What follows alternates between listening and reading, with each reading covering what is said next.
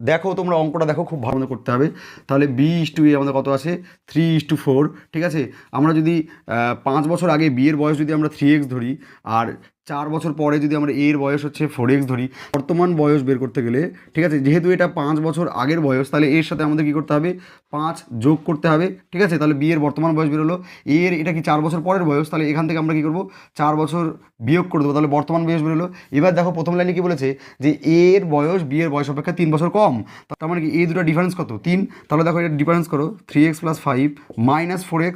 ঠিক আছে, তাহলে মাইনাস মাইনাসে কী হয়ে যাবে, +4 = কত হয়ে যাবে আমাদের, 3। ঠিক আছে, তাহলে দেখো এটা যখন সলিউশন করি তাহলে কত হয়, এক্সের ভ্যালু আমাদের বেরোবে 6। এইবার চেয়েছি আমাদের হচ্ছে এর বর্তমান বয়স।